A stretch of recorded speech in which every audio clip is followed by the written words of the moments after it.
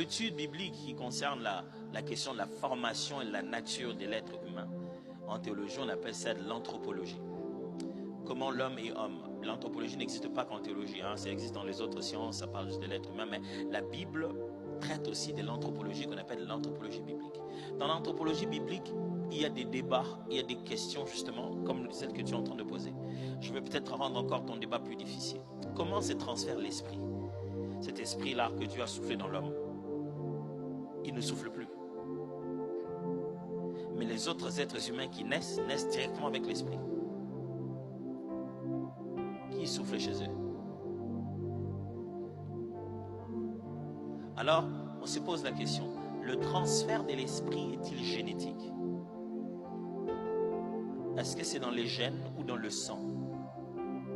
Donc il y a des choses que vous croyez juste être de la matière. Vous dites, oh, c'est juste de la matière, c'était son sperme, c'était son sang. Et la Bible appelle ça la sémence de la femme. C'est bizarre, la Bible dit la sémence de la femme. La traduction en français dit la descendance de la femme écrasera celle du serpent. Et la Bible dit la vie est dans le sang. On commence à se poser la question, comment un esprit a créé un autre être qui vient corps, âme et esprit? Comment on duplique ça? Tu vois? À aucun moment tu souffles.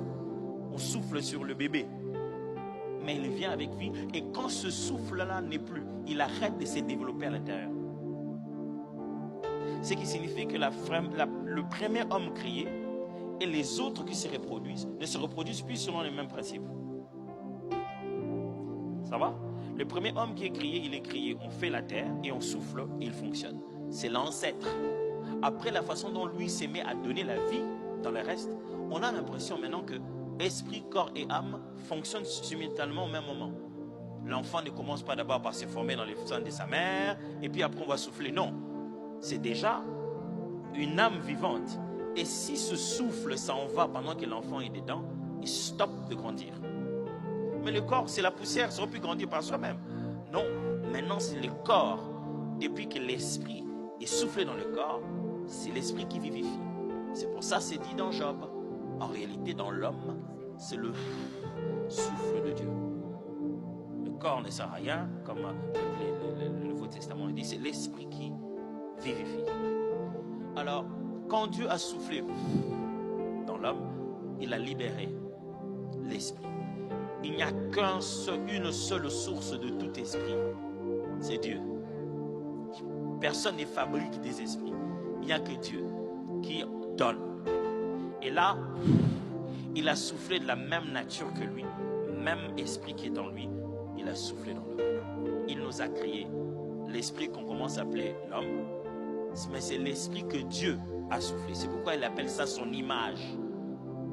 Ce n'est pas ce qu'on appelle l'esprit de Dieu, le Saint-Esprit, mais l'esprit que l'homme a vient de Dieu. C'est pourquoi la Bible dit Dieu jalouse l'esprit qu'il a placé en nous. Ça veut dire que Dieu aime tellement et qu'il protège ça jalousement. C'est la même nature que moi. Alors, voilà ce qui arrive. Le débat entre alors psychologie, théologie. Est-ce qu'il y a vraiment une différence entre esprit et âme? Quelles sont les véritables limitations? Nous croyons fortement à l'existence de l'esprit, mais ce n'est pas tout le monde. Certains ne croient pas à l'existence de l'esprit. Ils croient qu'à l'existence de l'âme, ce qu'on appelle en grec le souké, psyché si vous voulez. C'est-à-dire, c'est la partie qui fait la psychologie, la partie immatérielle, intellectuelle de l'homme. La partie qui réfléchit, qui fait fonctionner le reste. C'est un peu comme je vous expliquais demain que l'homme est fait aussi hier plutôt. Oh, c'était pas hier, c'était dimanche. Que l'homme est fait de l'homme intérieur et de l'homme extérieur. Alors d'autres considèrent seulement dans l'intérieur là-bas, il n'y a qu'une seule chose qu'on appelle le souké.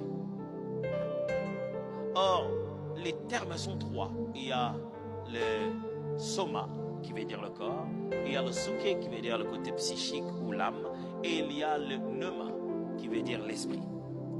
Alors, au moment où il semble, je ne veux pas affirmer des choses, la Bible ne donne pas avec précision non plus, à ce moment-là Dieu créa l'âme.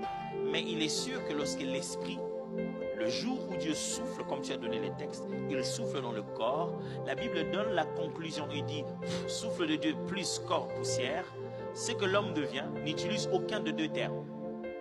Il y a le terme souffler et puis il y a le terme poussière. Mais c'est qui, la combinaison, quand ces deux-là se font, il y a un autre terme qui vient. La Bible dit, alors là, l'homme devient une âme vivante. Tu as lu ça certainement. C'est-à-dire que, on dirait que dans le besoin de faire fonctionner le corps, apparaît cette particularité de l'âme. Mais quand vous étudiez très bien le sujet de l'âme, vous vous rendez compte que l'âme porte les expressions des attributs de l'esprit.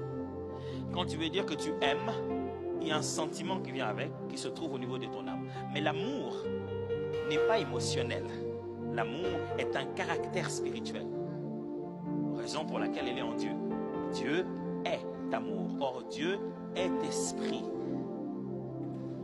Et donc l'âme est devenue cet instrument par lequel nous pouvons exprimer ou ressentir ou expérimenter les attributs de l'esprit.